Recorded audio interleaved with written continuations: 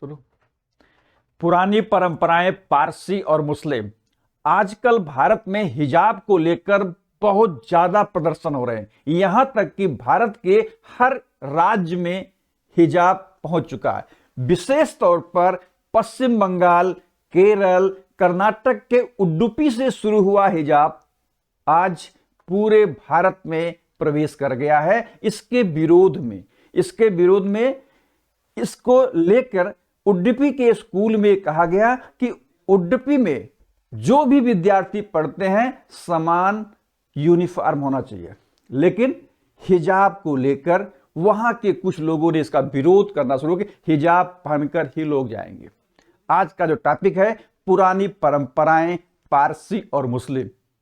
याद करिए, भारत में पारसी धर्म के मानने वाले सबसे कम लोग हैं। यहां तक कि 1941 में जब जनगणना हुई तो पारसी धर्म की आबादी थी 1.5 लाख। 2011 में जब पारसी लोगों की जनगणना फिर से कराई गई, ऐसे तो हर 10 साल पे जनगणना होती ही है, तो आबादी निकली 60,000। जो पारसी धर्म के लोग अपने किसी के भी मृत्यु होने पर उसको एक टावर पर रखते हैं, जिससे उनमें यह सोच होती है कि इनके मांस को कौवे गीदड़ खाएंगे और उनकी जो हड्डियां हैं वो सूर्य की रोशनी में सूखेगी, उसके बाद हम उस क्रिया को करते हैं।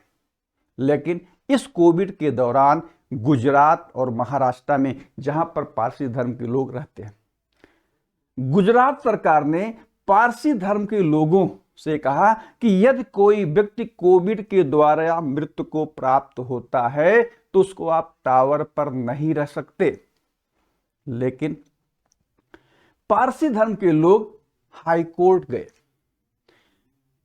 हाईकोर्ट ने भी गुजरात सरकार की बात को माना। इसके बाद ये लोग सुप्रीम कोर्ट गए, लेकिन यही पारसी धर्म के लोगों ने न यूट्यूब पर न इसको लेकर कोई भी विवाद किया। कहा जाता है कि दुनिया में वही समाज आगे बढ़ता है जो समय के साथ प्रतिगामी प्रथाओं का परित्याग करता है। दुनिया में वही समाज आगे बढ़ता है जो समय के साथ प्रतिगामी प्रथाओं का परित्याग करता है। पारसी धर्म की आबादी का कम होने का मुख्य रीजन यह है कि यदि पारसी धर्म की कोई लड़की किसी और धर्म में शादी करती है तो उसे पूरी तरह से पारसी धर्म से बाहर कर दिया जाता है। यहां तक कि वह अपने माता पिता के मृत्यु पर भी नहीं आ सकती। लेकिन एक पारसी धर्म की लड़की ने हिंदू धर्म के लड़के से शादी किया और यह मैटर फिर सुप्रीम कोर्ट में गया। तो सुप्रीम कोर्ट और पारसी धर्म के लोगों ने आपस में बातचीत कर यह रास्ता निकालने का प्रयास किया कि ये लड़की अपने माता पिता के मृत्यु के बाद आकर उनके क्रियाक्रम में भाग ले सकती है।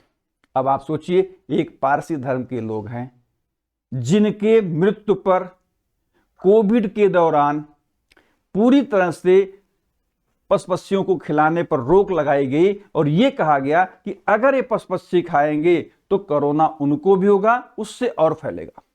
लेकिन इस धर्म के लोगों ने इसका कोई विरोध नहीं किया, न कोई यूट्यूब पर, यहां तक कि इनके किसी धार्मिक गुरु ने कोई फतवा नहीं किया। लेकिन यही हिजाब को लेकर भारत में और मुस्लिम जो धर्म गुरु हैं, इन लोगों ने इसे बढ़ चढ़ कर पेश कर रहे हैं।